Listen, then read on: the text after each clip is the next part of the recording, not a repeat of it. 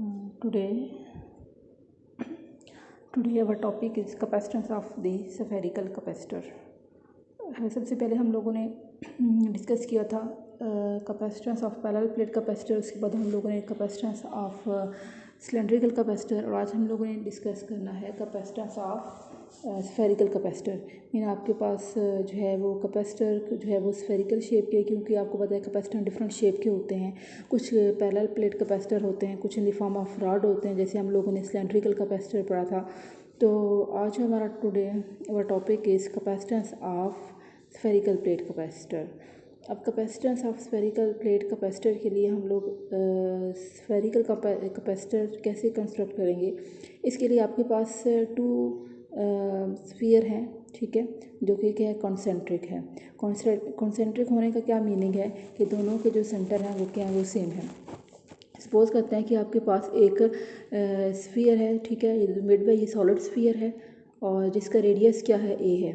और ये जो आपके पास जो स्फीयर है, आउटर स्फीयर है, इसका जो रेडियस क्या है, वो क्या है, बी है, ठीक है। और हम कहते हैं कि जो सॉलिड स्फीयर है, इस सॉलिड स्फीयर के ऊपर पॉजिटिव चार्ज डिस्ट्रीब्यूट है, या आप ऐसे कह सकते हैं कि जो सॉलिड स्फीयर है ये चार्ज पॉजिटिवली चार्ज है, ठीक है। और जो पर हॉलो स्फीयर है, ठीक है, ये जो आउटर स्फीयर है जिसका रेडियस बी है, ये क्या है, हॉलो स्फीयर है और उसके ऊपर कोई चार्ज नहीं है, चार्ज ज़ीरो है, ठीक है। अब देखिए यहाँ पे ये जो आपको शो हो रही है, ये जो इलेक्ट्रिक फील्ड ऑफ लाइन, इसकी डायरेक्शन आउटवर्ड क्यों है, क्योंकि जो आपके पास चार्ज डिस्ट्रीब्यूटेड है वो कौन सा चार्ज है, पॉजिटिव चार्ज है। जो चार्ज डिस्ट्रीब्यूटेड है वो पॉजिटिव चार्ज है, ठीक है। और आपको पता है कि जो इलेक्ट्रिक फील्ड लाइन होती है फ्रॉम पॉजिटिव चार्ज, उसकी डायरेक्शन हमेशा अवे फ्रॉम दी चार्ज होती है। तो इस वजह से ये जो लाइन्स हैं, ये इलेक्ट्रिक फील्ड लाइन की डायरेक्शन शो कर रही हैं ड्यू टू पॉजिटिव चार्ज। अब हम लोगों ने क्या फाइंड करना है, एक्चुअली हम लोगों ने फाइंड करना है कैपेसिटेंस। तो कैपेसिटेंस फाइंड करने के लिए हमें इलेक्ट्रिक पोटेंशियल फाइंड करने का। तो first of all electric potential के लिए हम लोगों ने क्या फाइंड करना है, इलेक्ट्रिक फील्ड। जब हमारे पास इलेक्ट्रिक फील्ड फाइंड करनी है तो इसके लिए हमें सबसे पहला स्टेप क्या है कि हम लोगों को गॉसियन सरफेस अज्यूम करना पड़ेगी। तो हम क्या करते हैं, क्योंकि ये स्फीयर है तो in this form of sphere हम क्या करते हैं, इसके लिए गॉसियन सरफेस अज्यूम कर लेते हैं, क्योंकि हम लोग इसके ऊपर क्या अप्लाई करते हैं, गाउसी's लॉ। तो इसके लिए हम लोगों ने गॉसियन सरफेस अज्यूम करना पड़ेगी, ठीक है। तो हम गॉसियन सरफेस अज्यूम करते हैं द फॉर्म ऑफ स्फीयर। तो ये आपके पास ये देखें, ये जो डॉटेड लाइन में शो हुई हुई है, ये क्या है, गॉसियन सरफेस है जिसका रेडियस क्या है, आर है। Okay, next first of all we find the electric intensity at a point at Gaussian surface is. हम इलेक्ट्रिक फील्ड की वैल्यू फाइंड करेंगे गॉसियन सरफेस के लिए। तो हम गॉसेस लॉ से हम लोगों ने रिलेशन पढ़ा था कि गॉसेस लॉ के लिए उसका रिलेशन क्या होता है, E is equal to q over A epsilon naught, where A is the area of the Gaussian surface. As we know that Gaussian surface is in the form of sphere, so area of sphere is A is equal to 4 pi epsilon naught. ये जो area की value है, A is equal to 4 pi epsilon naught, 4 pi r square, ये हम put करेंगे electric field में, electric intensity में। तो इलेक्ट्रिक इंटेंसिटी की इक्वेशन क्या बन जाएगी, E is equal to q और 4 pi epsilon naught r square. ये हम लोगों ने किसका रिलेशन फाइंड किया, electric intensity at a point at Gaussian surface. So we find the electric potential from point A to B.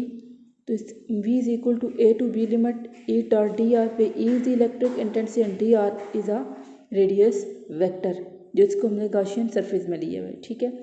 अब देखिए जो रेडियस होता है उसकी डायरेक्शन भी आउटवर्ड होती है और इलेक्ट्रिक फील्ड की डायरेक्शन भी आउटवर्ड है। तो सो क्या हो जाएगा, दोनों में एंगल सेम है, ठीक है। डॉट प्रोडक्ट में कॉस होता है, कॉस थीटा होता है, कॉस थीटा की वैल्यू क्या हो जाएगी, 0। तो कॉस 0 की वैल्यू क्या होती है, 1। इसमें कॉस 0 की वैल्यू आप लगाते हैं, आपके पास रिलेशन क्या बन जाएगा, V vector is equal to A to B E d r. ये जो आपके ये इसको आप बेशक इक्वेशन 1 का नेम दे दें। ये जो इलेक्ट्रिक फील्ड की वैल्यू है, E is equal to q over 4 pi epsilon naught r square, ये वैल्यू हम इस रिलेशन में पुट करते हैं, ठीक है।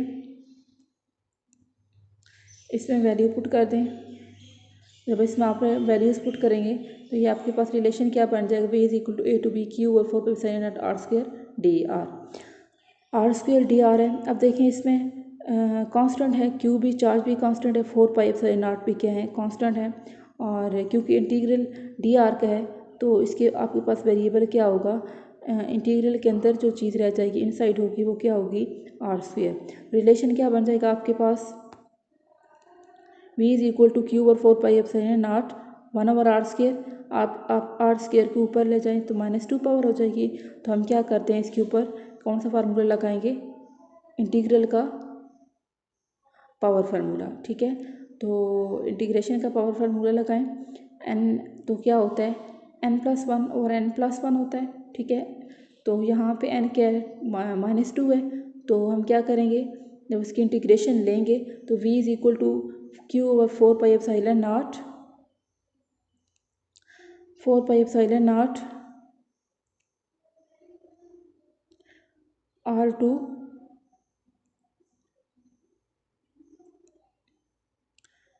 -2 + 1 ओवर -2 + 1, ठीक है। तो क्या हो जाएगा उसकी पावर -1, ठीक है। ये जो नीचे ये माइनस ये साइन है और r के पावर -1 होता है, तो आपको पता है जब वो नीचे पावर आएगी तो 1 ओवर r हो जाएगा, ठीक है। अभी आपके पास रिलेशन क्या बन जाएगा, आप लिमिट पुट करें v is equal to q और 4 pi epsilon naught. Upper limit क्या है माइनस ये साइन माइनस का 1 over b minus minus plus एक ये माइनस और एक वो फार्मूले का माइनस माइनस माइनस प्लस हो जाएंगे 1 ओवर a। आप पॉजिटिव वैल्यू पहले ले लें 1 over a minus 1 over b, तो आपके पास रिलेशन क्या बन जाएगा v is equal to q over 4 pi epsilon naught b minus a over A B, ठीक है। अब एलसीएम लेंगे ना, यहाँ पे एलसीएम लेंगे ए पी आ जाएगा, ठीक है। तो ऊपर क्या हो जाएगा ए कैंसिल हो जाएगा बी माइनस ए हो जाएगा। एक्चुअली हम लोगों ने फाइंड क्या करना था, कैपेसिटेंस की वैल्यू फाइंड करनी थी। तो कैपेसिटेंस का फार्मूला क्या होता है C is equal to q over V. यहाँ पे V की वैल्यू क्या है, अभी जो हमने रिलेशन फाइंड किया था वो किसका रिलेशन था, इलेक्ट्रिक पोटेंशियल का। वो जो वैल्यूज थी हम इसको बेसिक इक्वेशन 1 का नेम दे दें,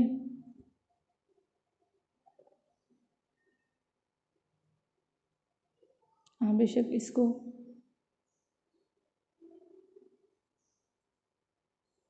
इक्वेशन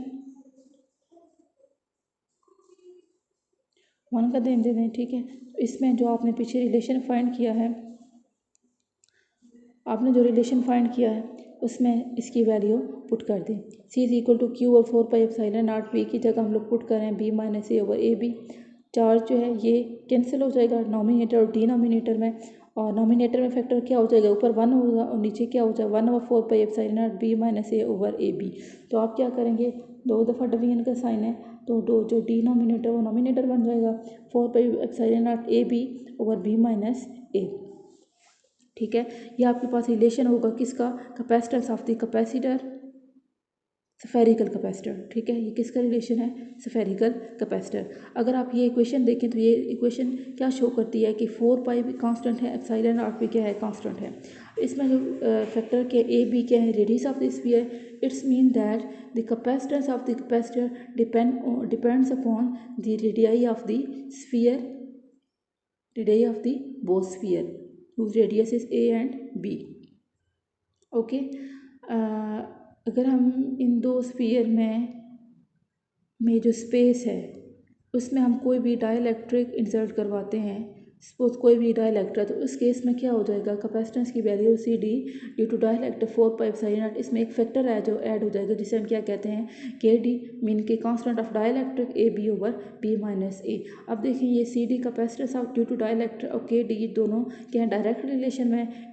इसका मतलब क्या है कि अगर आप स्फेरिकल कैपेसिटर में उनमें कोई डाइलेक्ट्रिक मीडियम इंसर्ट करवाते हैं जिससे क्या होता है capacitance of the capacitor increase होती है ड्यू टू डाइलेक्ट्रिक। हम सपोज करते हैं हम ये करते हैं कि इसका एक स्पेशल केस है कि अगर हम कहते हैं कि जो बी है, ठीक है, ये जो बी पॉइंट है, ये जो रेडियस सेकंड वाला स्फीयर है, हम ये कहते हैं कि ये स्फीयर इन्फिनिट पे हो, मीन स्फीयर बहुत बड़ा हो, ठीक है, और जो स्मॉल स्फीयर है उसका रेडियस जो है ना वो आर हो। तो आप देखें तो उस वक्त इसका क्या रिजल्ट होगा, आप ये इक्वेशन जो कैपेसिटेंस की वैल्यू है C is equal to 4 pi epsilon naught A B over B minus A. इस रिलेशन में देखें बी नीचे से कॉमन लें तो 1 माइनस ए ओवर बी, क्योंकि आपने क्या लिया डिनोमिनेटर में बी को कॉमन ले लिया। ऊपर नीचे से बी वैल्यू कैंसिल हो जाएगी तो आपके पास रिक्वायर्ड एक्सप्रेशन क्या आ जाएगा 4 pi epsilon naught q over 1 minus A over B. अब हमारे पास केस क्या था कि हम लोगों ने बी की वैल्यू इन्फिनिट पुट करनी है कि आपका जो सेकंड स्फीयर है वो क्या है इन्फिनिटी पे है, और जो ए है ठीक है जो सॉलिड स्फीयर है उसका रेडियस क्या आर है, उसमें वैल्यूज पुट करें आप। ये देखें C is equal to 4 pi epsilon naught R, radius 1 minus R over infinity. आपको पता है कि किसी भी नंबर को हम इन्फिनिटी से डिवाइड करें तो उसका आंसर क्या होता है 0। यहाँ से देखें उसका रिलेशन क्या बन जाएगा C is equal to 4 pi epsilon naught R over 1, तो R over 1 is equal to R. इस कैपेसिटेंस की वैल्यू क्या हो जाएगी 4 पाई एप्सिलॉन नॉट।